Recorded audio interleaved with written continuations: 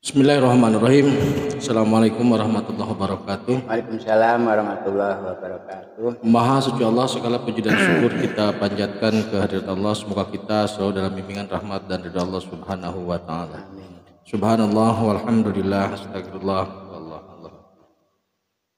Kembali kami dari tim Raja Wali Nusantara masih bersama Pak Ustadz Supati atau Pak Ustadz Raja Wali. Ya. Pada kesempatan kali ini kita akan membahas tiket surga. Iya.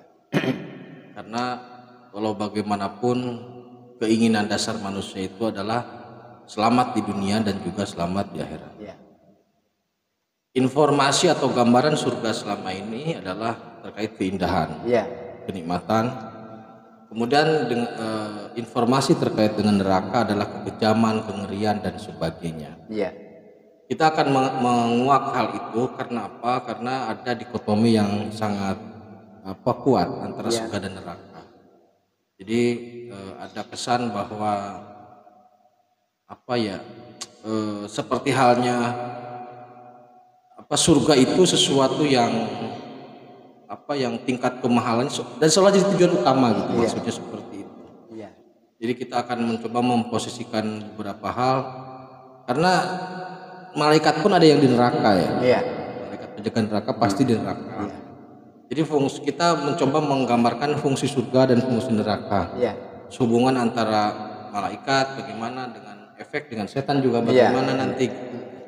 Oke, jadi itu yang akan kita bahas pada kesempatan kali ini. Jadi yang pertama bagaimana bisa mendapatkan tiket itu? Apakah dengan ibadah atau sebagainya? Terima kasih. Kita akan mendengarkan uraian dari Pak Ustadz. Silakan Pak Ustadz. Bismillahirrahmanirrahim. Assalamualaikum warahmatullahi wabarakatuh. Alhamdulillahirrahmanirrahim. Kita bersyukur kepada Allah SWT. Semoga keberkahan keselamatan buat kita semua. Saudaraku, bahwa ada doa sapu jagat juga. Doa sapu jagat itu sebenarnya menggambarkan surga. Jadi doanya itu juga dulu dihafalin sama Udin. Bukan doanya Udin itu. Rabbana atina fid dunya hasanah wa fil akhirati hasanah wa qina adzabannar. Rabbana, ya Allah ya Tuhan kami, atina fid dunya hasanah, berikanlah kehidupan kami di dunia ini kebaikan, dunia hasanah. Wa fil akhirati hasanah, di dalam akhirat nanti kebaikan, itulah surga. Wa qina adzabannar, dan jauhkanlah dari azab neraka, karena itu adalah yang dihindari. Jadi hasanah fil akhirah surga, adzabannar itu adalah neraka. Masuk surga, terhindar neraka, tapi di dunia juga nikmat.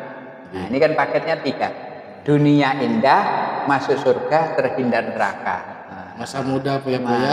Masa muda poya-poya, tua kaya raya, mati masuk surga. Ya. Tapi kok nggak mau usaha?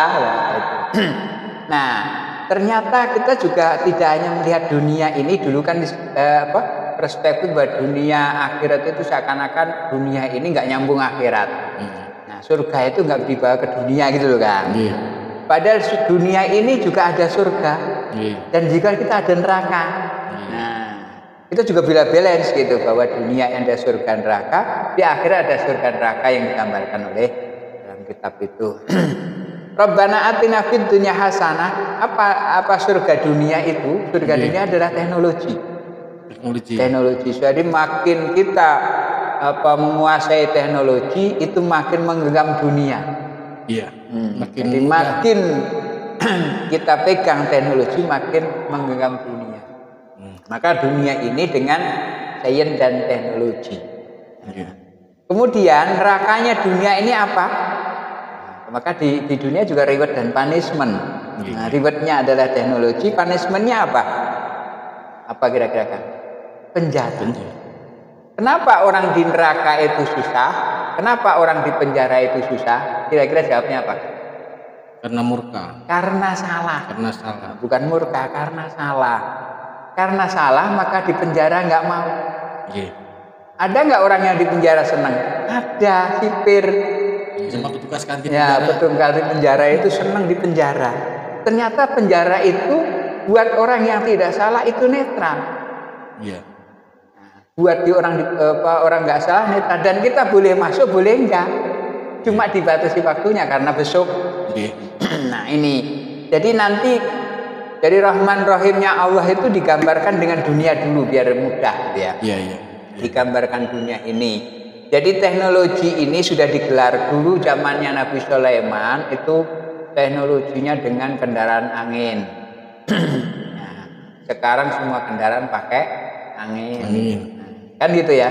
Teknologi Nabi Daud itu kendaraan pesawat dengan mengolah besi dan Nabi Sulaiman angin maka jadi pesawat sekarang ini. Itu teknologi.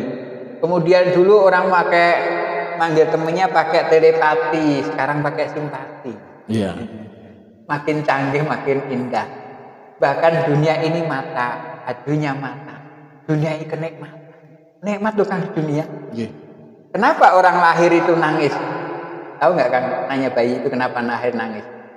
Kaget ya Ustaz. Kaget, ternyata di dalam sempit banget. Di luar ada kopi, ada artis. Nah itu kan surganya di surga. Surganya di situ. Nikmatin dulu dunia. Nanti kita bicara surga dunia. Nah kemudian surga ini alat pembelinya di dunia ini apa kan? Uang. Itu baru alat. Tapi uang ini memang benar uang itu untuk segala-galanya dan segalanya kalau bahasanya apa? Memang uang ini segalanya pakai uang, tapi tidak semua bisa dibeli dengan uang, maksudnya gitu. Nah, uang bukan segala-galanya, namun segalanya pakai uang. Nah, uang inilah yang menjadi tingkat kekayaan. Nah, ukuran kekayaan manusia itu di uang. Makin banyak uangnya, makin kaya. Tapi ketika uang ini hanya dengan nominal banyak, namun caranya tidak baik, maka mengakibatkan jadi malapetaka. Jadi menteri ditangkap gara-gara ngumpulin uang dari hasil korupsi. Ini masuk neraka dunia. Nah, neraka dunia ini nanti kita bahas neraka akhirat khususnya ini dunia dulu. Kira-kira apa yang mau diperdalam dari situ? Jadi gini, seorang yang melakukan kesalahan, mendapatkan punishment, baik itu punishment hukum maupun sosial. Kan ada juga yang tidak di penjara, tetapi dikucilkan secara sosial. Itu kan. Nah, ada nggak hubungan Ustaz antara neraka dunia dengan akhirat dalam artian ketika orang sudah menebus kesalahan di dunia, selamat di akhirat? Atau gimana? Nah, nanti itu khusus ya. Di akhirat. Kita nanti di akhirat nanti kita bahas.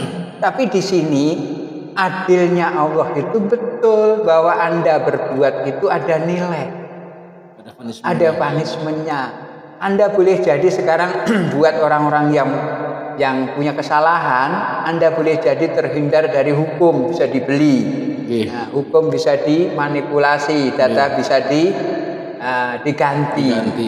Nah, diotak-atik, yang salah dianggap benar, yang benar malah disalahkan karena bagian dari cashment. Nah, maka nanti ada kelanjutannya di akhirat. Nanti ada kelanjutan akhirat. Jadi di dunia ini sekarang gini sederhana banget kan. Apa artinya seorang yang kaya raya kalau sekarang ini masuk penjara? Dia dipulihkan dengan ini loh aktivitas saya selama ini saya berjuang. Kalau Anda berjuang begitu, kenapa kamu kotori dengan perbuatan yang nista?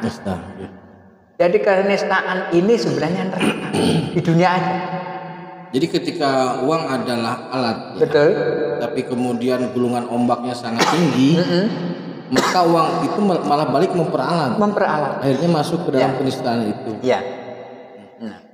Nah, ketika orang sudah diperalat dengan uang kan jadi buta. Betul. Kemudian orientasinya menjadi rusak. Menjadi rusak. Akhirnya teknologi ini semua diperalat, dijadikan alat untuk kesana. Jadi kerusakannya ada di mana-mana. Nah, neraka dunia ini katakanlah orang itu tidak berorientasi ke uang. Maksudnya dia biasa saja sederhana atau bahkan sengsara lah.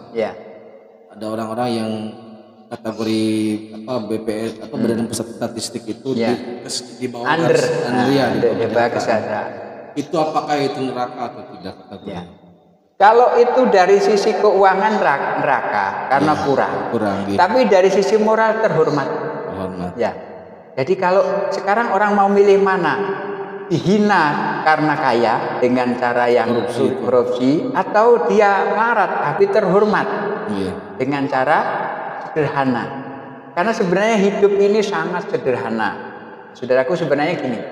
Ini skala prioritas ya. Hidup ini butuhnya 3. Papan, pangan, sandang. Yang paling utama kan itu ya. Kemewahan adanya di papan, pangan, sandang. Padahal sandang itu bisa kita anulir. Setahun bisa sekali beli aman sandang ya. Papan bisa kontrak. Pangan itu manusia bisa tidak tahan tidak bertahan makan 7 hari.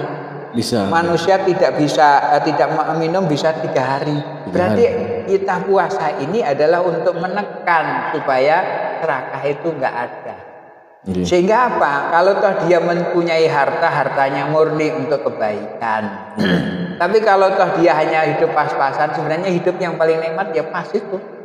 Pas pengen ada mobil ada duit. Ada duit, itu pas banget. Jadi gini maksudnya gini, ketika ukuran di dunia adalah uang. Ya. Maksudnya semua tolak ukurnya uang, semua dinilai dengan uang. Nah, maka sebenarnya surga dunia ini adalah rasa bersyukur, rasa menerima kenyataan dengan baik, itu sudah surga dunia. Karena uang itu intinya cuma satu. Kita lahir adalah 0, kemudian diberi atau tidak diberi. Karena berjuang itu bukan satu yang menjadi wajib, menjadi kaya. Ada kaya dan miskin itu sunatullah gitu ya. Setelah dia akhir kehidupan 0 lagi. Jadi startnya 0. Kemudian processing jadi hero, dari pahlawan, kemudian dari finishnya 0. Jadi harta itu sebenarnya dari 0 to 0. Prosesnya ini adalah proses yang apakah orang menerima atau tidak, itulah yang disebut surga neraka. Jadi nilai dalam prosesnya. Nah, prosesnya itu. Iya, karena begini banyak yang bukan banyak, sebagian besar beranggapan bahwa orang melarat itu neraka dunia, gitu. Orang kaya itu surga. Nah, terkadang dibuktikan sekarang ini kaya ketika terus neraka dunia. Tapi miskin yang notabene baik, maka itu jadi bersyukur dari surga dunia. Berarti ukuran surga dunia adalah bukan kaya dan miskin, tapi ketenangan dan kecukupan, bersyukur atas nikmat Allah. Saudaraku, jadi ukuran dari surga dunia adalah kenikmatan kita hidup yang dilandasi oleh rasa syukur, keikhlasan ketika menjalankan proses hidup ini, sehingga hidup kita jadi bernilai. Karena datang nggak bawa apa-apa, pulang pun tidak membawa apa-apa. Jadi semua ditinggalkan dunia. Ada lagi tambahkan Mas? Cukup, nanti untuk kita lanjutkan ke surga akhirat. Terima kasih saudaraku, tetap tingkatkan iman dan amal soleh. Akhirul kalam, assalamualaikum warahmatullahi wabarakatuh. Waalaikumsalam warahmatullahi wabarakatuh.